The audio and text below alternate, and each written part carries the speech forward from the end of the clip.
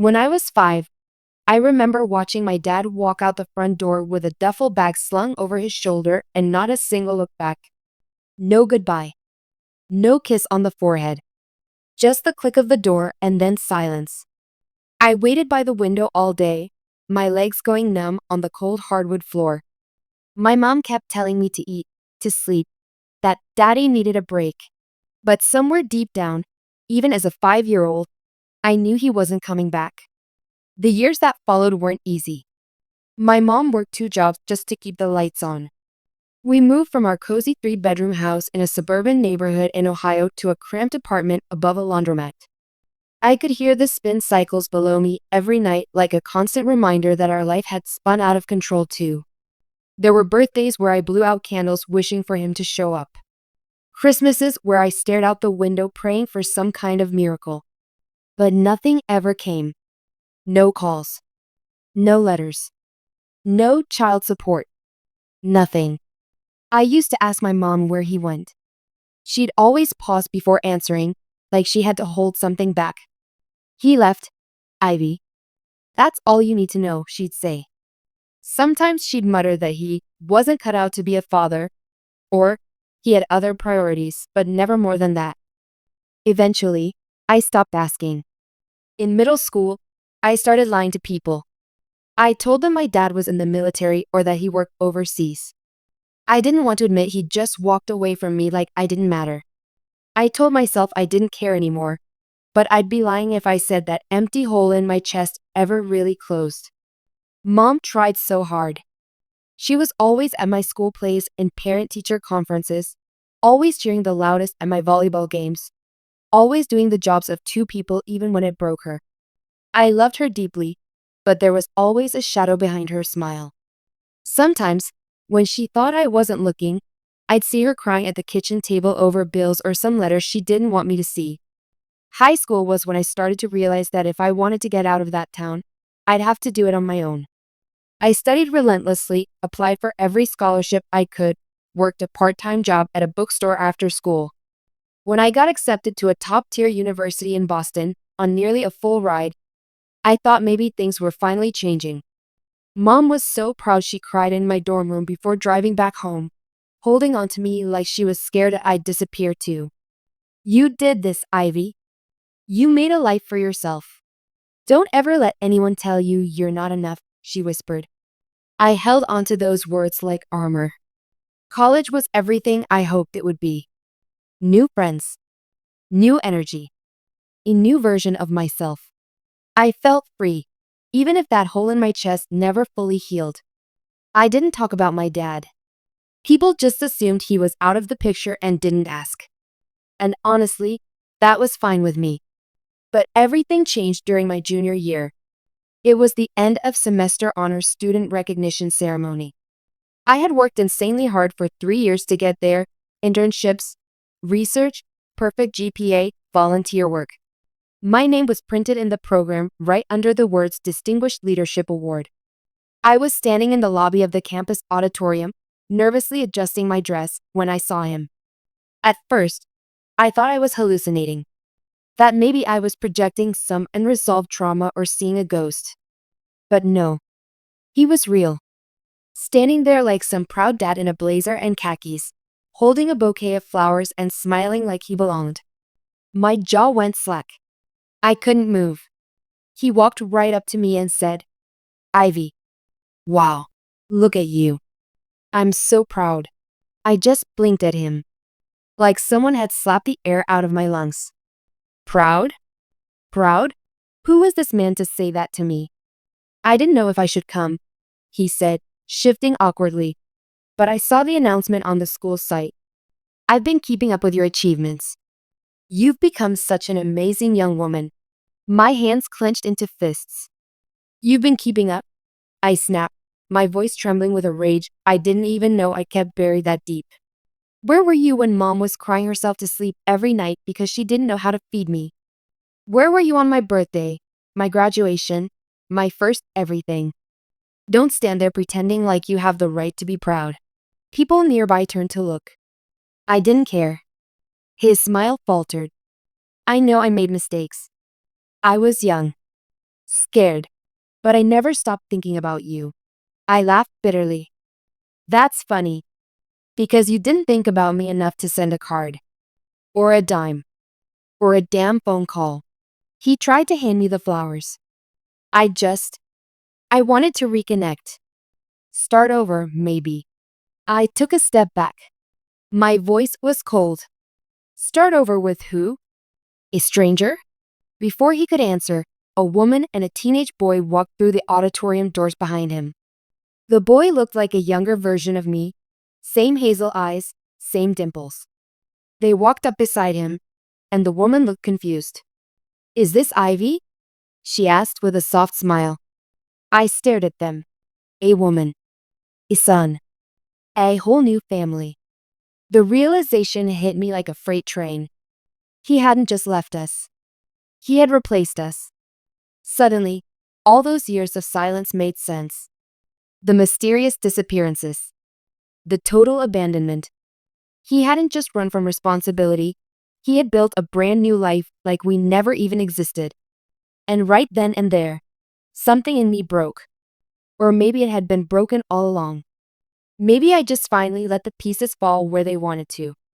I hope you're proud, I said coldly. Because I'm about to make sure everyone here knows exactly who you are. The air in the lobby turned thick with tension as I stood frozen, staring at the woman and the boy beside the man who used to be my father. My heart pounded in my chest, thudding against my ribs like it wanted to escape. The woman looked nervous, sensing something was wrong. The boy just looked curious, confused, even. He must have been 14, maybe 15. Around the same age I was when I finally stopped crying for a father who never came back. And the worst part? He looked so much like me that I couldn't deny it even if I wanted to. The same dark hair. The same high cheekbones. The same exact smile that my mom used to say I got from him. I couldn't stop staring at the boy's face.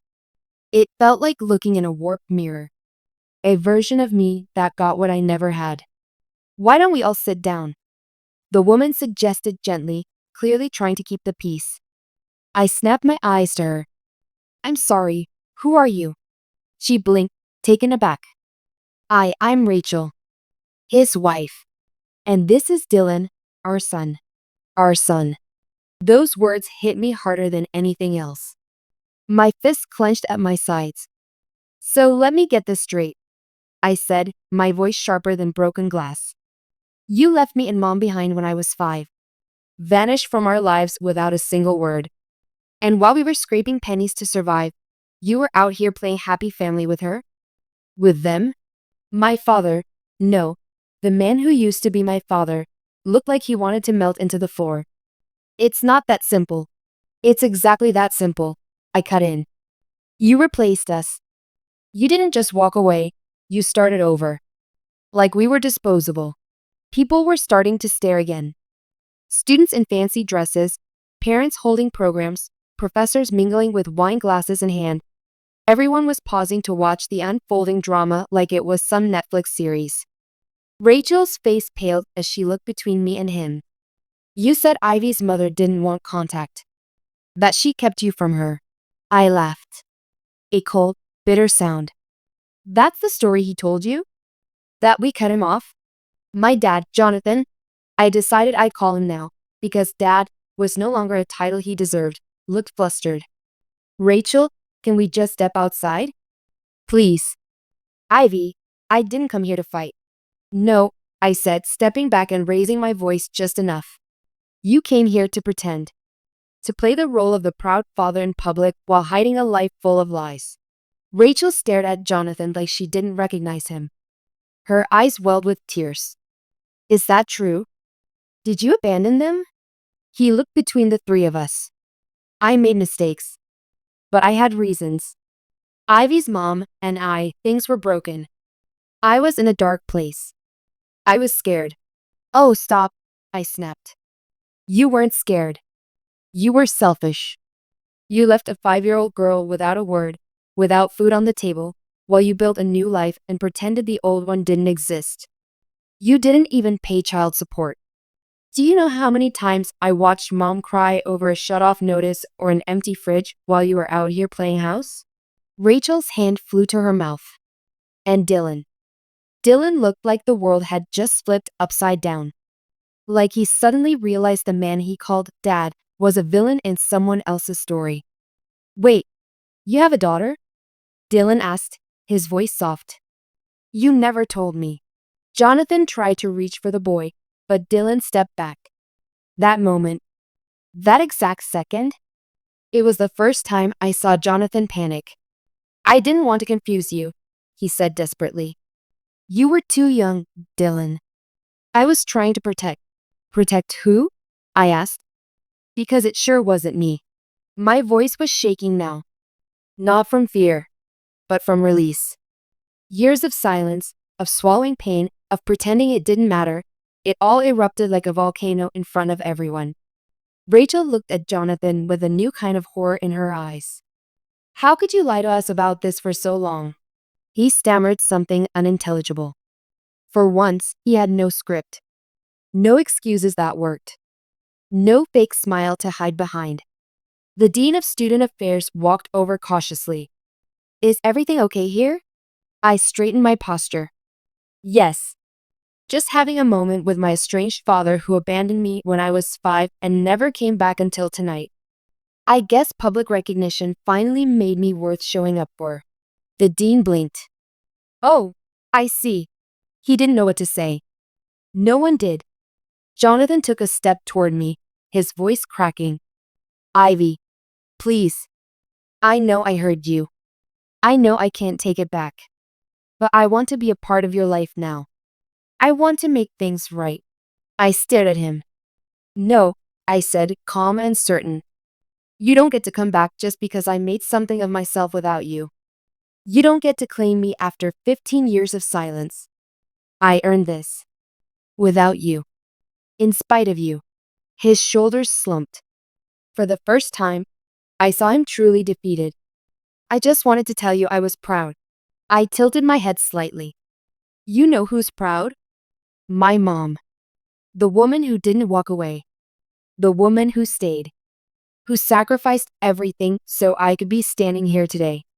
She's the one who deserves to be here. Not you.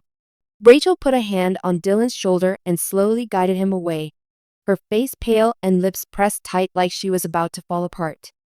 Jonathan just stood there, alone, finally facing the consequences of a lifetime of choices. I'm sorry, he said one last time, his voice barely audible. I didn't say anything. I didn't need to. I turned and walked into the auditorium, head high, the echo of my heels against the polished floor drowning out the silence he left behind. I had a speech to give. And this time, my story would finally be told. The lights in the auditorium dimmed as I stepped up to the podium, my hands trembling slightly, the program crumpled in my fingers. I could still feel the tension clinging to me from outside. My heart was racing, my mouth dry, but my mind was clear. The words I had planned all week, gone. Erased by the emotional wreckage my father had left behind in just a few minutes. But what I was about to say needed to come straight from the heart. I looked out at the audience. A few hundred faces stared back, professors, students, family members. In the second row, I spotted my roommate Maya, her eyes wide and supportive. Behind her, some of my professors nodded at me, encouraging. But one chair in the front row stood empty, reserved for family. I cleared my throat, leaned into the mic, and began. When I first got the letter telling me I'd won the Distinguished Leadership Award, I thought about who I wanted to thank. My professors. My friends. My mentors. But more than anyone, I thought of my mom. The crowd smiled politely. I took a breath. My voice grew steadier with each word. She raised me alone. Worked 2 jobs. Took the bus to work so I could have lunch money. Slept in a folding chair at the hospital when I got pneumonia. She gave up everything for me. So this award? This honor? It belongs to her just as much as it does to me. A few people clapped. But I wasn't done. What most people don't know is that I didn't just grow up in a single-parent household. I grew up in the shadow of abandonment. When I was 5 years old, my dad walked out and never came back. No visits, no phone calls, no support. He vanished from my life completely. A murmur rippled through the crowd. I used to think it was my fault, that maybe I did something wrong, that maybe if I had been quieter or sweeter or better, he would have stayed. But I've come to realize that when people walk away from you, it says more about them than it ever will about you. I paused, scanning the crowd. That empty chair seemed to glow like a spotlight. Tonight, that man, my biological father, showed up here, with his other family. A family he built in secret while pretending I didn't exist. He came here acting proud, like he had any right to share this moment with me. But he didn't raise me. He didn't cheer for me. He didn't earn that pride. A few gasps echoed across the room. I debated whether to keep quiet, to smile and move on. But for anyone else out there who's ever been abandoned, lied to, or forgotten, this is for you. You are not defined by the people who walked away. You are defined by your courage to keep going anyway. The auditorium was silent. I leaned closer to the mic.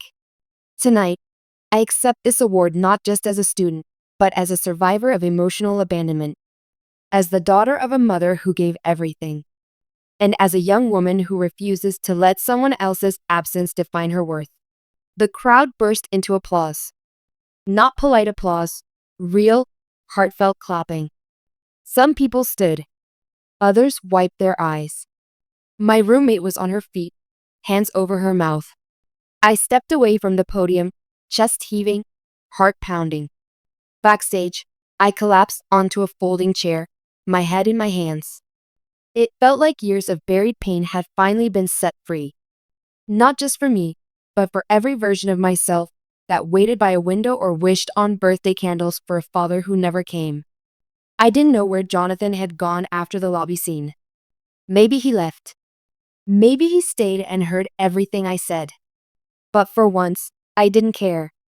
That night, I got more than an award. I reclaimed my story. Later, as the reception buzzed with chatter and clinking glasses, people kept coming up to me. A girl from my dorm with tears in her eyes said, "My dad left when I was 7. I've never told anyone that. But hearing you tonight, it made me feel seen." One of my professors said, "That speech was braver than anything we've taught in class." Even the dean found me. "You reminded everyone what resilience really looks like." I smiled and nodded, feeling both exhausted and liberated.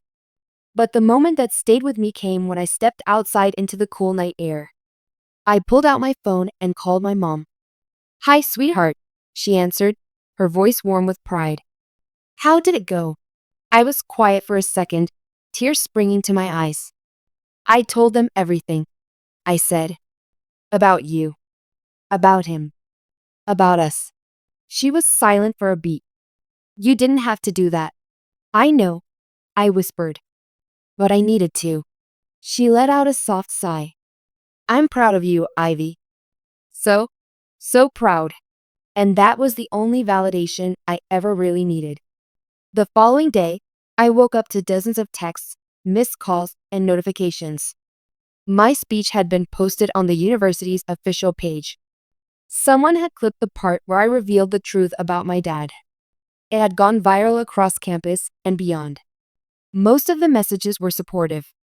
"You spoke for all of us who were abandoned and never got closure. I cried listening to your story. Thank you for your bravery. I wish I had your strength. You're not alone." But there was one message that made my chest tighten the moment I saw it. "Please call me. We need to talk. Dylan." I stared at the screen for a long time before responding. "Where?" A few minutes later, he sent the address of a coffee shop just off campus. I hesitated for a moment, then grabbed my coat and left. When I walked in, Dylan was already sitting at a small table by the window, a half-finished iced coffee in front of him. He looked different, older, maybe, or just more aware. There was a heaviness in his posture that hadn't been there before. He stood when he saw me. Hey, I replied, sitting across from him. For a moment, we didn't say anything. just stared at each other, mirror images from different lives. I'm sorry, he said, finally breaking the silence. About everything. I didn't know. I swear I didn't know. I nodded. I believe you. You were just a kid. None of this is your fault. He looked down, fidgeting with the sleeve of his hoodie. It's just weird. He was always this super dad to me. Never missed a game. Made pancakes on Sundays. He told me he was married once before, but he said it didn't work out and that she moved away. He never said anything about a daughter. My throat tightened. I spent 15 years thinking I was the one he left behind because I wasn't good enough. Turns out, he just erased us. Dylan shook his head. It's messed up. And I'm angry too.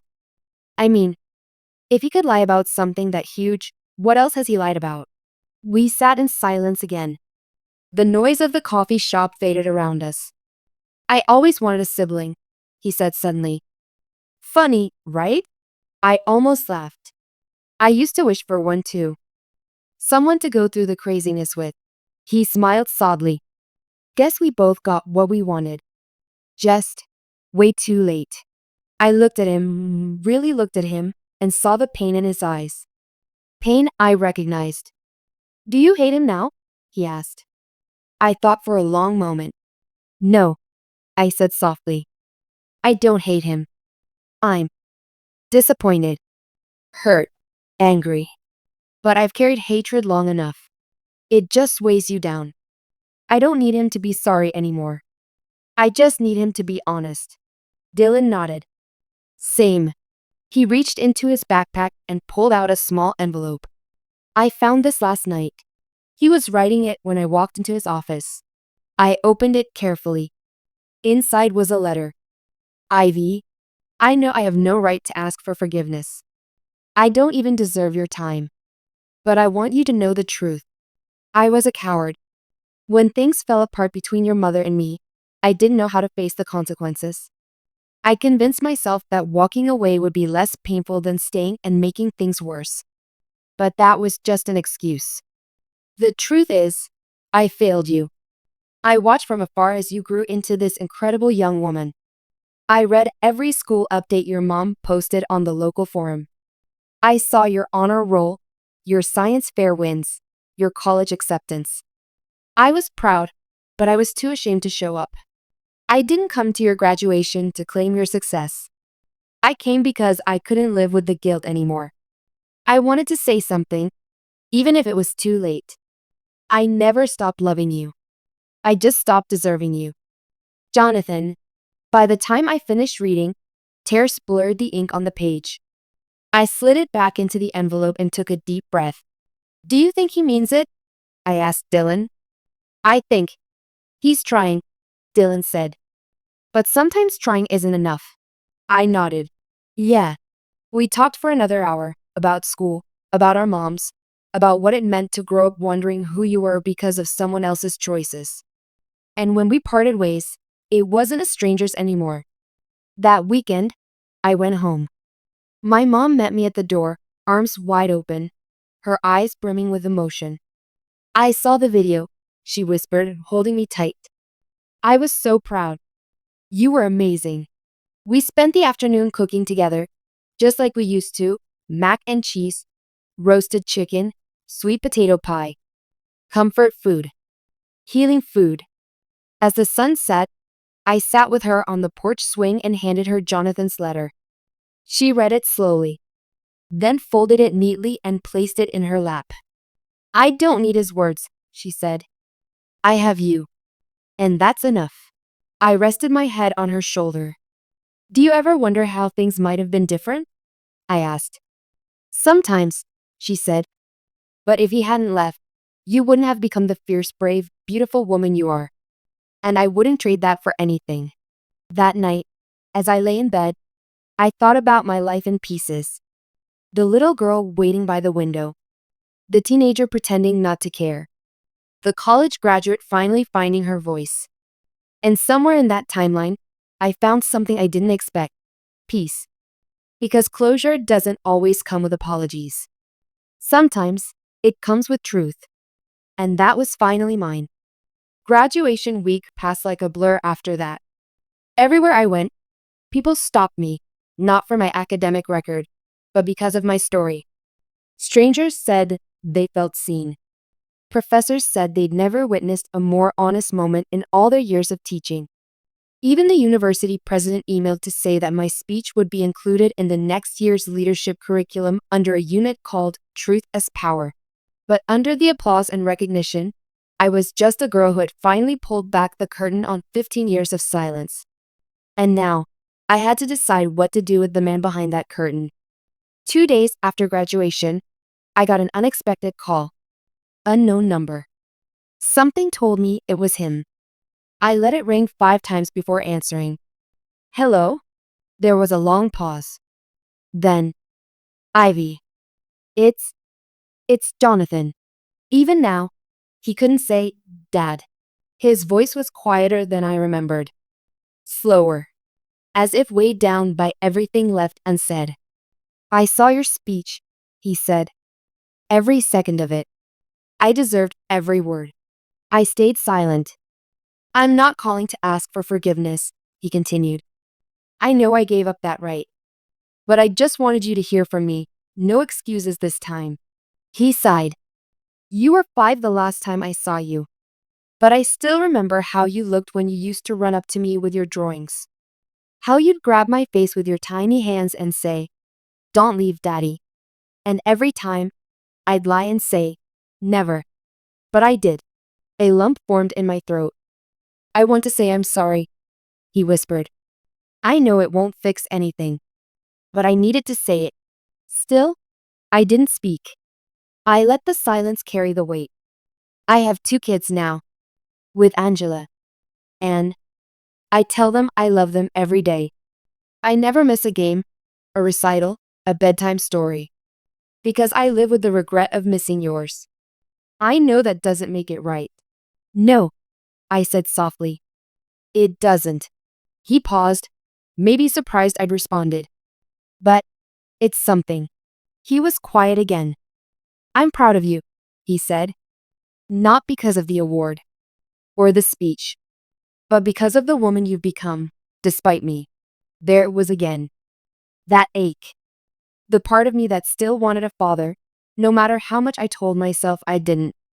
Jonathan, I finally said, you chose them over me. For 15 years, you let me believe I wasn't enough. You hid. You lied. And you left my mom to pick up every shattered piece of me. I know, he choked. I don't need a father anymore, I said. I've built my life without one. And honestly, it's a good life. He didn't respond. But I hope, for your sake, you never treat your new family like you treated us. Because next time, they might not be as forgiving. His voice cracked. Ivy, I'm not saying this to hurt you, I interrupted. I'm saying it because you need to hear it. The truth matters. And you taught me that by never telling it. I took a breath. And one more thing, I added. I forgive you. But forgiveness doesn't mean reconciliation. I don't want a relationship. Not now. Silence. Then, I understand. We hung up. I stared at the phone in my hand, then slowly set it down. For the first time in years, I felt light, as if I'd finally handed back something that was never mine to carry. Months passed.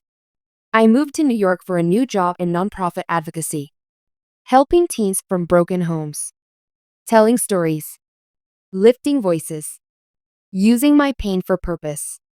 One day, I got a letter forwarded from my old college address. There was no return label. Inside, a single photo.